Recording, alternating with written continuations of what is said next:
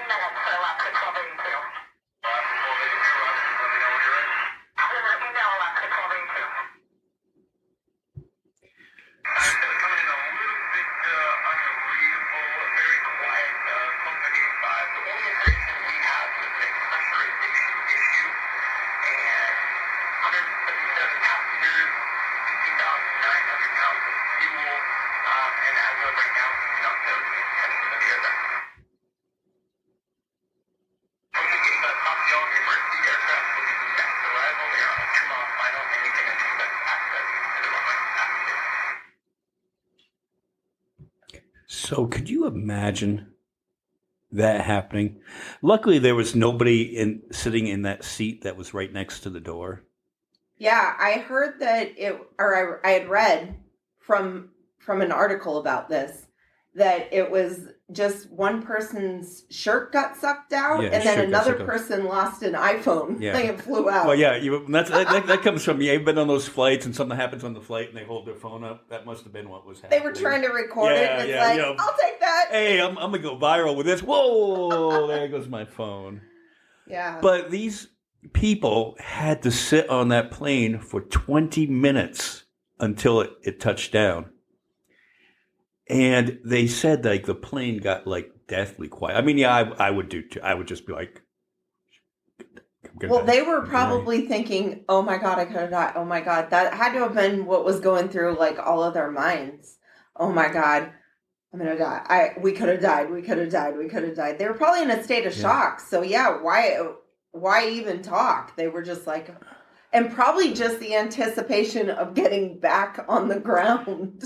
Yeah, well, you get on the ground, and then a mere few hours later, they put them on another flight. I'd be a little bit hesitant getting on that next plane. I wonder if all of them got back on it. I don't know. I mean, or if some people were like, nope, I'm done. I'm done flying now for good. I don't know, honestly. And, Alaska Airlines did try to make it good, and they gave them like a $2,000 voucher. Oh, yeah. But you think that experience like that would be a whole lot more. Yeah. On it. Yeah. I heard with the Captain Sully one, those people got like free flights for life or something. Yeah, I don't know if that's true, but I mean, that's what I had heard. The rumor mill goes around and says that. Well, if I was on a plane, if there was a crisis, I would want Sully on there. Yeah, me too. But you know what? I gotta say, like listening to the recording of that woman pilot. Yeah. And yay, women pilots. Yeah. But she sounded awfully calm and and calm, cool, and collected. And there's not many women pilots. There are not. No. And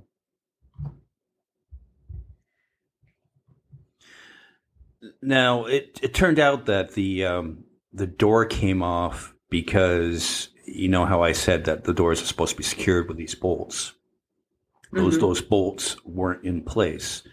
And at first, they blamed the airline on it and the maintenance. Well, right. That's a maintenance issue. But after research, and it was found that those bolts were supposed to have been installed by Boeing before they delivered the aircraft. Because the aircraft was only 2 months old. Okay. And I don't know. I mean, who gets fired over that one? Well, you would have to think that Boeing then would go ahead and in turn blame their own maintenance then for that, right? Yeah. Well, what happened after this? They grounded the whole fleet of these airplanes to inspect them. So the Maxes got grounded again. They've been grounded before. Yeah. After earlier safety incidents when these planes first came out. Yeah, 2 crashes. Yes. Yeah. Back to back. Yeah. So upon inspection, I do believe they found other ones where those bolts weren't torqued completely on it. But now the possibility of more doors blowing off. It could have been. Okay. Luckily, it didn't happen.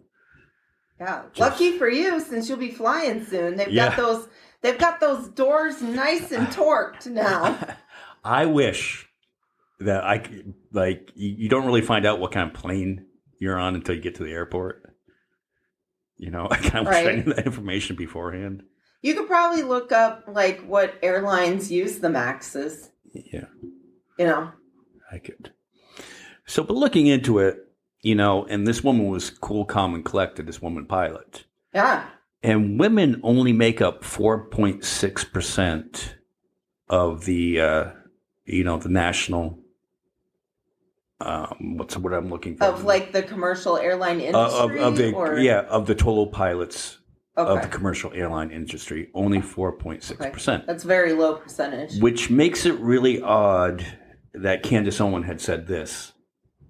Be terrified if I got onto a plane and I saw a woman flying the plane. And I know that we have the United CEO saying that he just wants to fulfill a quota. He just wants there to be more women and wants there to be more Black people. And he's not concerned at first with qualifications. That is something that should alarm all of us, guys, honestly. Now, did she not get the memo? Did she not get the clip of the woman pilot? No. That lady basically handled the situation. But she mentioned qualifications, but all commercial airline pilots have to fit certain qualifications. And I mean, I guess to somewhat, I mean, I don't want to sit here and make excuses for Candace Owens, but I guess if she was on this plane and having the fact that the door blew off, I guess she would be terrified, but I don't think it would have anything to do with the pilot being a woman, right? Yeah. I mean, yeah, it's not like the pilots out there torquing the bolts themselves. No. And the distress signal went out almost immediately. Now, I'm sure there wasn't much warning of that thing coming off. Something's going on here. Because according to the people that were on the plane, it just sounded like your ears popped. It was 10 times louder. This one girl, she said she was dozing off, and she just thought that they hit some severe turbulence, and she looked up and the door was gone. Oh, shit. That'd be crazy. That would be crazy. To happen. Yeah, because... I was ready for a nap. What? Where's our door? because back when I was commuting from Boston out here, almost every 6 weeks, I became a master of sleeping on an airplane. So as soon as I hit that, as I'm in my seat and they're doing the motions. Cool. I hate to interrupt, but could you give us tips on how to properly sleep on an airplane? Because I haven't figured out how to do it yet. The best one was one of my ex-girlfriends was bipolar, and she gave me half a Klonopin. Oh, it was like time travel. Okay, well that would work. Wheels up, wheels down. If you're taking drugs to do it, okay. No, normally I don't, but I've gotten used to it where you just kind of just zone out and you just listen to the sound of the engine and you ignore the noise around you. And yeah, I can do it. The only way I can sleep on an airplane is the rare occasions that I get my whole row that the flight did not sell out no matter what. I need to start going to crappier places then, apparently, so I can get the whole row, and then I can just lay down and sleep. I always get the person. I always sit next to the guy who man spreads. Oh. You know what I mean? So half of his knee is in your area. Seat, and then he's got both arms on the seat rest. Oh, yeah. And then I always have the kid right behind me that's kicking the back of my seat. Oh, yeah. Every single time. Isn't that fun? I love people that decide to bring their kids on airplanes.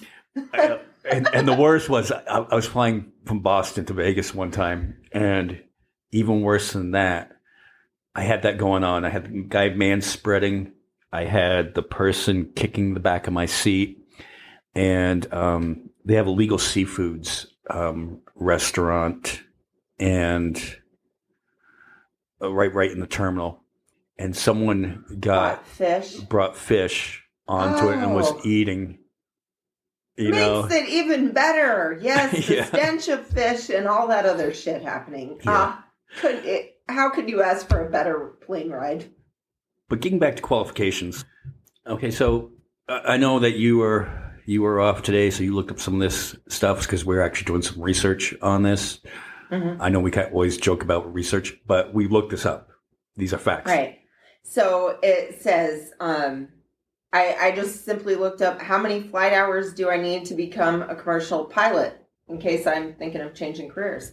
So it says that prospective commercial pilots typically log at least 250 hours of flying time to earn their license, including 500 hours of cross-country flying and 100 hours of pilot in command time. They also complete at least 10 hours in complex aircraft and 10 hours of instrument training. During their commercial pilot training, they learn maneuvers and fly a longer cross-country flight, including a cross-country flight that is about 300 nautical miles total and includes a single leg of about 250 miles. Okay? So then it says, what license does a commercial pilot need? In order to, it's the FAA Commercial Pilot Certificate, known internationally as a commercial pilot license or a CPL, qualifies a commercial pilot to be paid for piloting an aircraft. So you need to meet basic requirements. You have to be at least 18 years old, hold at least valid private pilot certificate or license, write, read, speak, and understand English, pass a physical test, including a vision test, have logbook endorsements from an authorized instructor from a commercial pilot school. And then, there's other information on to train as a private pilot, you have to do, you have to log your flight hours, you have to pass the required exams. So you have to do the private pilot, and I know that's quite a few hours of flying, private planes before you even get to all the training that would take to do a commercial airline pilot. Right. So that's a ridiculous amount of training. Yeah, it's saying here, if you're trying to complete your training in a shorter time, which is usually between 14 and 18 months. So it takes even longer than that. Yeah, because you would have... Because you're not trying to hurry up and do it, you know? Yeah. But if you're trying to do it, like, in the shortest amount of time possible. But that means, what Candace Owens said doesn't make any sense, because the female pilot has to go through the exact same training as the male pilot, the same amount of, seat time. Yes, it does not say that, if one has a penis versus one having a vagina, that there would be separate qualifications for each of the sexes. It does not say anything like that. They're basing it, like I said, basic requirements. 18 years old, doesn't say you have to be male or female. Hold a valid private pilot certificate or license, doesn't say you have to be male or female. Read, write, speak, and understand English, doesn't say you have to be male or female. Pass a physical test, including a vision test. Again, no mention of that you have to be male or female to do this. Yeah, so it's kind of strange. And so we get to the point where Charlie Kirk says this. Why I think this United story and the DEI story hits so hard, because we've all been in the back of a plane when the turbulence hits, or when you're flying through a storm and you're like, I'm so glad I saw the guy with the right stuff and the square jaw get into the cockpit before we took off, and I feel better now. You want to go thought crime? Like, I'm sorry, if I see a black pilot, I'm going to be like, boy, I hope he's qualified. Well, you wouldn't have done that. You wouldn't have done that before. That's not an immediate. No, you wouldn't have done that before. That's not who I am. That's not what I believe. It is the reality the left has created.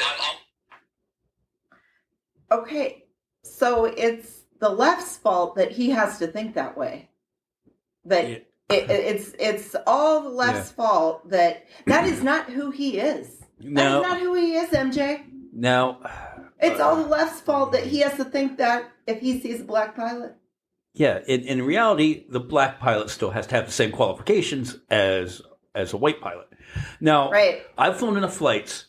I've had white pilots. I've had young white male pilots. I've had old white male pilots. I've had female pilots. I've had female white pilots. I've had female black pilots.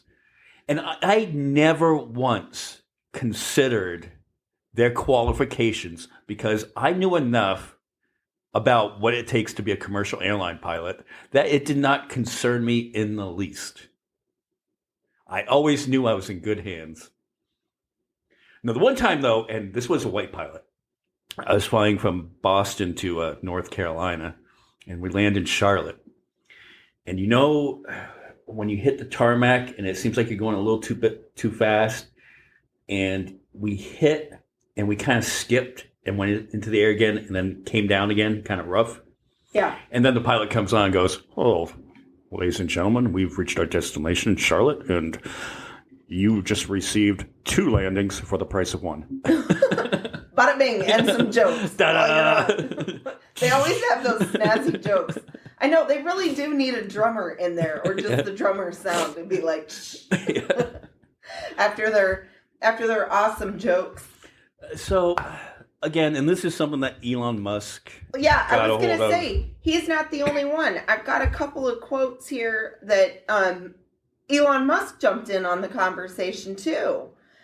And so he had posted on his X, formerly known as Twitter, that it will take an airplane crashing and killing hundreds of people for them to change this crazy policy of DIE, die. I think he meant DEI, because that's the, diversity, equity, and inclusion is known as its acronym, which is DEI. But he actually, I don't know if he did that, on purpose, like saying people will die, because diversity, of their inclusion, I think he's equity. saying that that DEI is going to cause people to DIE.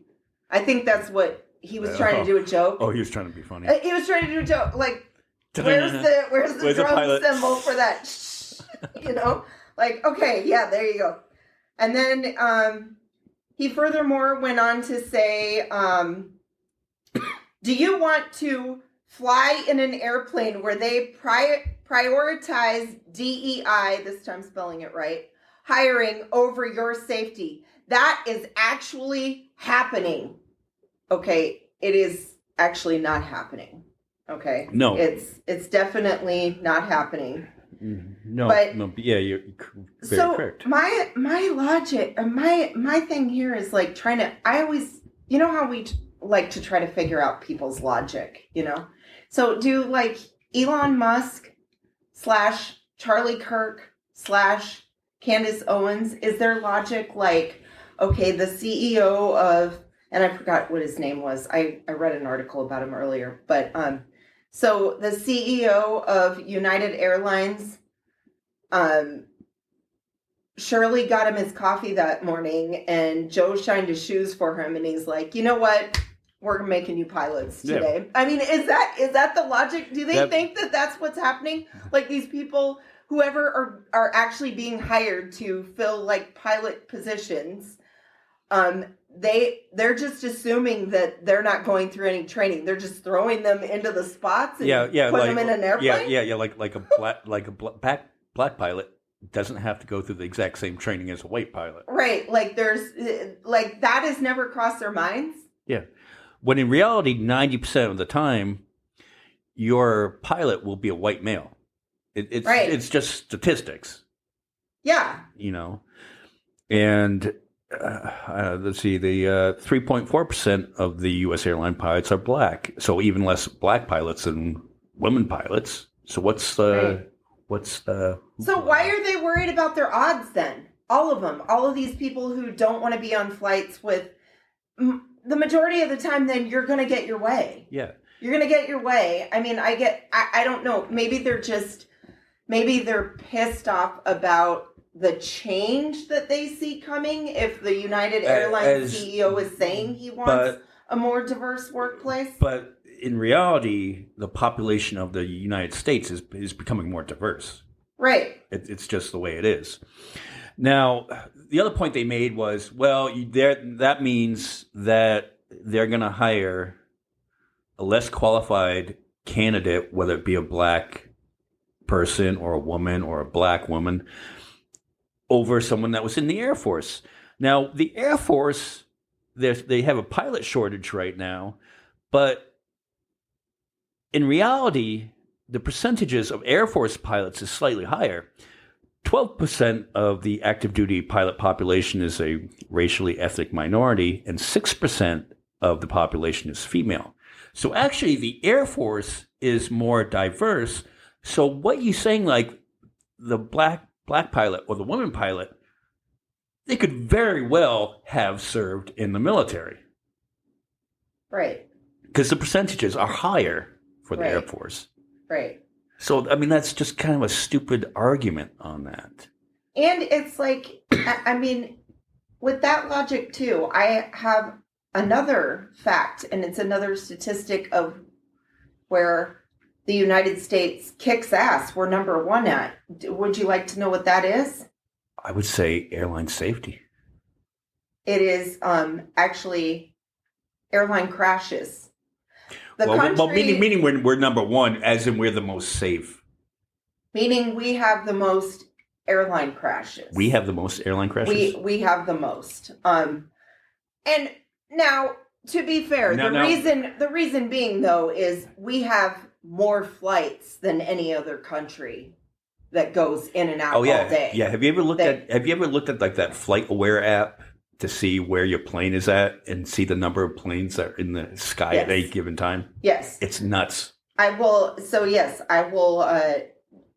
Countries with the most airline accidents, these are the top 3 and a little paragraph about each one. The United States. At the top of the list is the United States, which has recorded 788 airline accidents since 1945.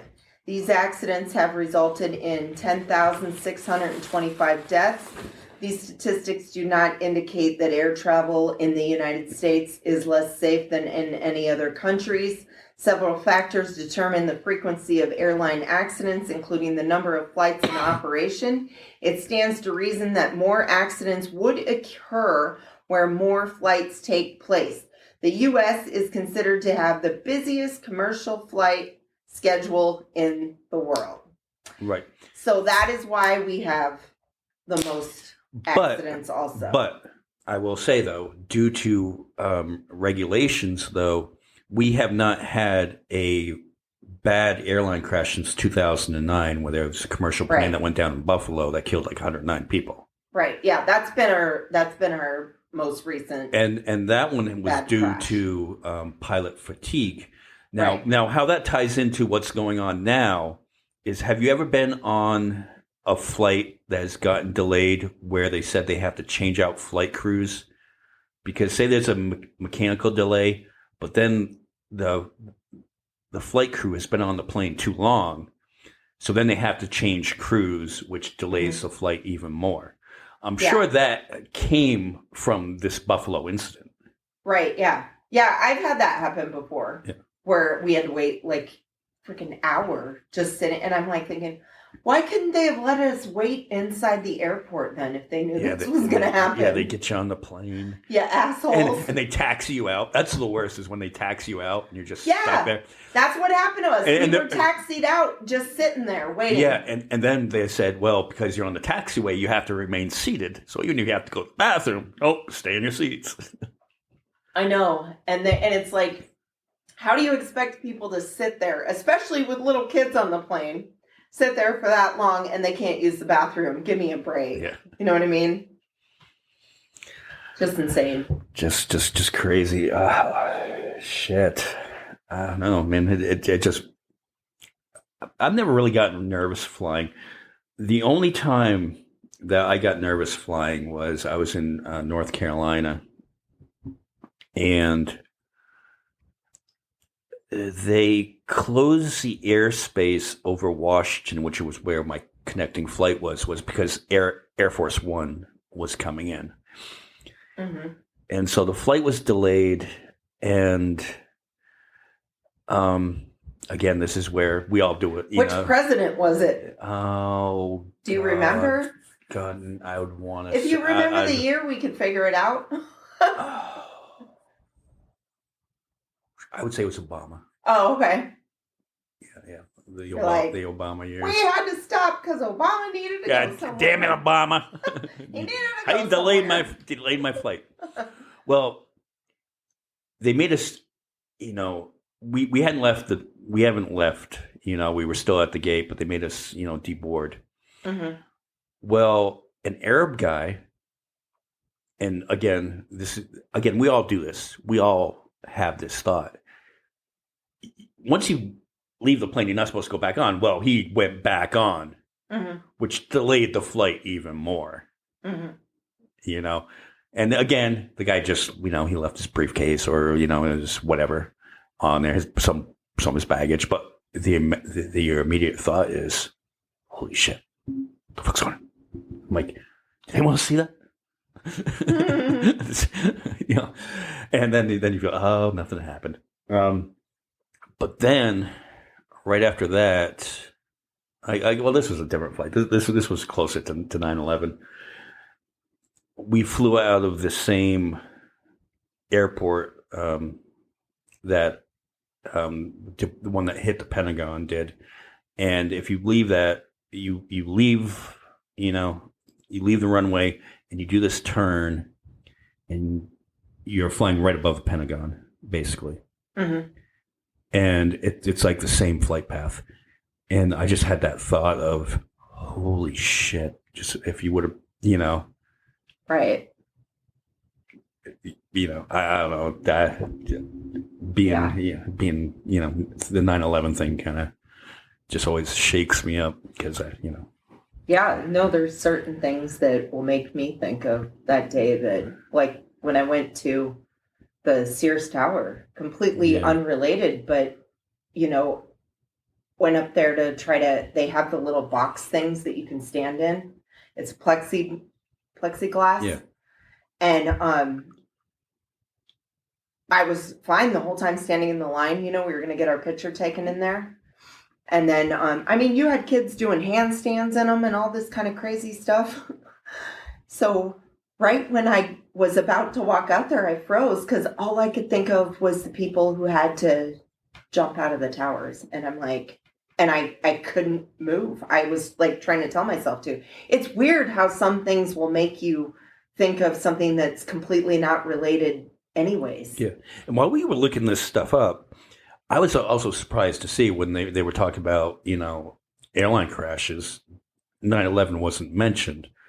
But I guess how they define it is, well, that was an intentional act. And it was a terrorist crash. attack, maybe, so they didn't put it as like it wasn't an accident, technically. It was somebody planned to do this. Right. Because if you talk about the biggest airline disaster ever, it would be that. Yeah. Disaster, yes. Yeah. So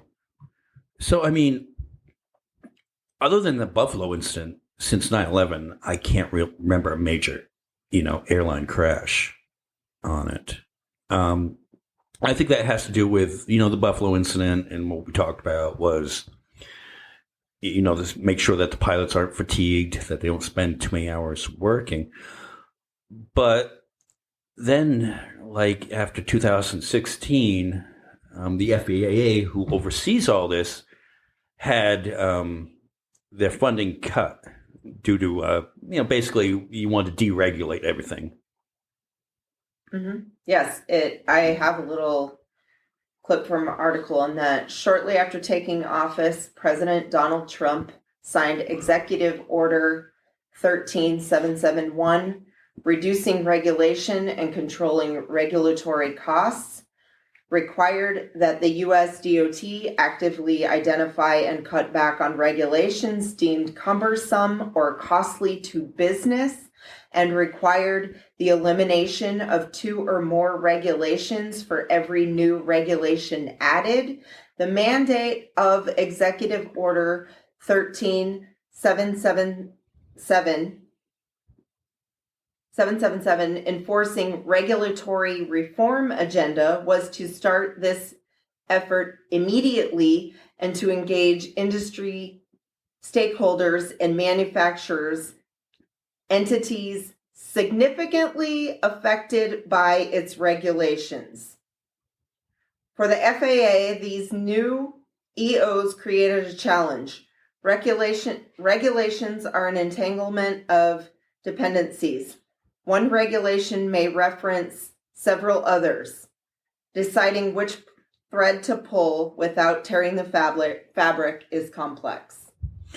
Right. And basically, you want to reduce regulations to reduce costs and increase profit. I mean, that's basically what it boils down to. Now, then Boeing came out with this 737 MAX on it, which immediately had huge issues. Now, a pilot that was trained on the 737 could fly the 737 MAX, even though there was software updates. Yes, and so I researched more into that too, because I was like thinking, I'm like, no, you're sitting there, those are people's lives at risk flying airplanes. Not that air travel isn't still our most safe form of travel overall, but funny that I came across this article that said the Boeing 737 was introduced in 1967. Okay, it was the Boeing 737-100 series. Technically, under all the laws, a pilot who flied on that,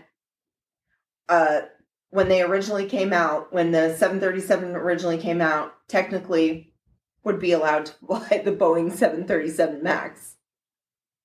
There would be no training. And it's almost like where you like, how can I take that back and unread that? Like, I didn't want to know that immediately after reading it. I'm like, with all the advancements in technology over the years, really, we're not going to train people on it? a big thing to do with that too was that a lot of the pilots who had flown the 737 MAX, they weren't trained on the, it was not disclosed to them of the presence of the MCAS, which is called the Maneuvering Characteristic Augmentation System. The pilots had no idea that these were put in there. Right. So it was kept from them. So basically, so they weren't trained on it. So basically, what that is if the plane does something, the computers on the plane it's kind of like an autopilot thing where the computer tries to counteract what is going on. Right. It tries to correct. But if you're the pilot and you don't know that's there, you're going to try to counteract what the plane is doing. Right. And it was like I watched a documentary on it called Flight Risk, and it was showing the simulation of the airplane pointing almost all the way up. And they were saying that it was like a 70-something% angle that it was going at. Like, I don't know a time that I've ever been in an airplane, where it goes like that, and then it would cause the nose to dive or whatnot because the pilot was trying to correct it. So then later in this same documentary, the CEO of Boeing at the time, Dennis Muhlenberg or something, I'm probably saying his last name wrong. He had came out and said, apologized for the crashes that had happened resulting of the 737. Which were overseas, though. Right, which were in Indonesia and Ethiopia. Yeah, and after that, to Trump's credit, he did ground the fleet to figure out why this has happened. Right. So, but what he had said, the thing that I found disturbing was he went on and said this and then made the statement where we can easily now train the pilots and it's only going to take 30 minutes. It's like, okay, if that's true, if it's only going to take 30 minutes, why in the fuck did you not do that before? Yeah. Why didn't you do that before? Yeah, because if the plane is trying to counteract something that you're doing, then you're going to more forcefully, like if the plane's trying to go up, like the computer is telling, well, we need to do this, but you're fighting it, it's going to counter-react that even more. Yeah. And it's just like, this kind of boils down to, it's like, okay, Boeing's a good company. Boeing's a company that's been around for years that we've come to trust, Yeah, they make Air Force One. It's almost like they went in there with complete arrogance and just said, we've got this handled. And cut back on, I'm sure they wanted to cut back on costs because they needed to pump these out. You need to pump these airplanes out. So they cut back on costs. So that's why they didn't want to bother with the training, because training costs money. So they figured, who cares? They're already qualified. Yeah. And then another important factor too was one of the workers at the factory had said, we normally make 47 airplanes per month. And they pushed them up to, there was such a demand for these MAXs, they pushed them up to pumping out 52 planes a month. And just for the record, where is this documentary?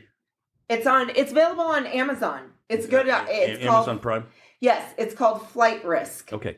So just to be sure that that we're just not pulling this shit out of our asses. Right. This is on the Amazon Prime. We have quoted Forbes, the Chicago Sun-Times, AP News. This is where we learned this information from. Mm-hmm. While we're trying to, we actually did research. And I found out like we're actually better at this when we do research. I know. And we're not just winging it. I know. We're more informed. I know. So we mentioned the crashes, that happened when this plane first came out. And there was actually a whistleblower on it. And, At Boeing that had said, my name is Ed Pearson. I would first like to provide my heartfelt condolences for all the families and friends who lost loved ones on Lion Air Flight 610, the Ethiopian Airlines Flight 302. Your loss and grief are truly unimaginable. I believe production problems at the Renton factory may have contributed to these two tragic crashes. I formally warned Boeing leadership in writing on multiple occasions, specifically once before the Lion Air crash and again before the Ethiopian Airlines crash, about potential airplane risk. Those warnings were ignored. On June 9th, 2018, while the Lion Air airplane was being produced 4 months before it crashed, I wrote an email to the 737 general manager advising him to shut down the production line. When I've mentioned that I've seen operations in the military shut down for lesser safety concerns, I will never forget his response, which was, the military isn't a profit-making organization. Less than a month later, on March 10, 2019, Ethiopian Airlines Flight 302 crashed, killing 157 people. The U.S. regulators' investigation of these crashes has been as disappointing as Boeing's insistence that it had no systemic quality or safety issues. Thank you again for providing me this opportunity. So, I mean, I'm just going to go ahead and say it. To me, I'm kind of more concerned with that aspect than I am what color or sex a pilot is. And I don't know why people like Charlie Kirk, Elon Musk, and Candace Owens aren't either. Like, I don't know why that's not more upsetting to them. Right. But maybe they agree with the whole profit thing, you know? No. I don't know. I think that has a lot to do with it. But with me, deregulation, I realize in some industries, maybe there's too much oversight, right? But airlines is not one airlines. of them. Yes, airlines. That's one where we really need some regulations. I really hope that is, and we're doing this, and I'm flying out tomorrow. Over the next 10 days, I am flying from Vegas to Boston. Boston to Chicago to Louisville, from Louisville to Atlanta, back to Vegas, flying in 2 days before the Super Bowl. And I don't know, I kind of think about these things when I'm on these flights. Now, I've never, like the terrorist attacks, I've thought about that when I'm on a flight. I've thought about other plane crashes when we did the skip landing in Charlotte. Mm-hmm. There was one time there was something wrong with a plane and I landed it like in Memphis and all the fire trucks were out there, oh, they didn't mention what's going on here. And then every time, you make it safely every time. But I've never once, as I've gone into a plane, and I said this earlier, I've had white pilots, I've had black pilots, I've had women pilots. I have never thought about the qualifications of the pilot. I know. I'm like, why would you even think about that? Unless there was like airplane crashes happening like every day. Yeah, like then you would probably think about it. You'd be like, I wonder if the pilot's qualified. But since there's not, like I said, still technically safest way to travel, safer than driving. Shit, have you seen the idiots on the road? Yeah. My God. And we'll end this on this. I mean, because plane crashes are tragic. I couldn't imagine, and what I'm dealing with right now. I'm not getting too deeply, but I couldn't imagine because then the families, have to go through this tragedy and then take care of their families' expenses afterwards. And I'm kind of getting this. Kind of why I'm going to Boston, and I think. If you're of age, and I realize younger people don't think about this, I didn't really think about it till now. You got to prepare. You have to have yourself prepared for if something happened, and what your wishes are, and hopefully have some funding saved up for it. Yeah, to not leave such a burden. Yeah, and I'm kind of dealing with that burden right now, and just because this person was a gambling addict. And I realize that gambling addiction, and much like this person had an alcohol addiction and replaced one with the other, I realize how that happens, the psychology of it all. but he left nothing behind to cover these expenses, and now leaving family members to try to figure this out. But I had this idea because he's already cremated. Mm-hmm. I just want to take, and tell me if this is bad, Snow. I just want to take a little bit of the ashes, and when I get back to Vegas, mix them in with a couple like $20 worth of quarters, just a little bit of the ashes, and mix it all up. And isn't that going out how he would enjoy himself? He would be in a slot machine. He would be in a slot machine, and if the fates allowed it, his one true love, gambling. yes, and maybe for once he would hit jackpot, and the expenses would be covered. Right, and you would be there to catch the fruits of that. You'd be yes. like, all right. And it would be all paid for. I think that is perfect, and I think that is the way he would want to go. I think that's the way he'd want it. Yeah. So maybe it's a bit morbid. But you're really thinking of him, though. I mean, he couldn't kick that habit all the way up into his death, right? Yeah. So it is perfect. It's what he wanted. It's perfect. He died loving what he well, he didn't die loving. He gets to be in the inner workings of where the magic really happens. That being said, cancer is a bitch, and we need to do better with our hospice patients, and give them dignity. I always thought, the Jack Kevorkian thing, how he assisted suicide. Yeah. I do think that there's a point, and if you've reached hopelessness where there's nothing left to do except you're just going to wait it out. And again, this would have to be, you would have to make these preparations and have it in writing before. And this is what I would want. And you'd have to go to the state of Oregon. Yeah. I would just want them just to go, we're just going to give you a little something and help you along the way and end the misery. Yeah. We're allowed to do it to our pets. Yeah. I mean, so we don't have to have our pets suffering. It should be the same way.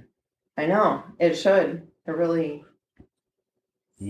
Especially if it's like that, So not to end that on morbid, but, just a heads up, because I've had to think way too much about this week. And, I got to get my own shit together in that. But what I will do, okay, I'm going to hop on, okay, in a couple days when I get to Boston. I am going to turn the mics on my phone, and I will make it. I will tell you what kind of plane I flew on, what my pilot was, did I make it safely, and did he not crash? I will give you a tour of Boston on the podcast. Cool. All right, let you know that I made it safe. So. I think this will probably be the last one that Snow and I do together for a couple weeks because I'll be gone. Unless we do hop on the phone and do a quick one. But we'll see you in a couple weeks, Snow. And I'll pop on, maybe I'll do one from Vermont too.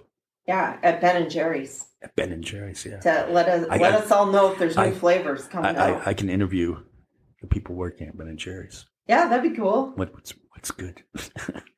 Got any new exciting flavors coming out? All right, so thank you all for listening, and hey, drop us a line on our social medias. We need to get a new Facebook page because the Facebook page was hacked, but we're on Instagram. I think you can leave comments on Spotify, Apple Podcasts. We're now on YouTube. You can leave comments there. Our videos are up on YouTube. We had to take some down, just for channel content. But on YouTube, leave us comments, leave us questions. We'll get back to you. Good, bad, whatever. Just leave us, reach out to us, and we will address you. We will answer your questions. And thank you, everybody, for listening. And we will talk to you next time. Bye, y'all. Bye.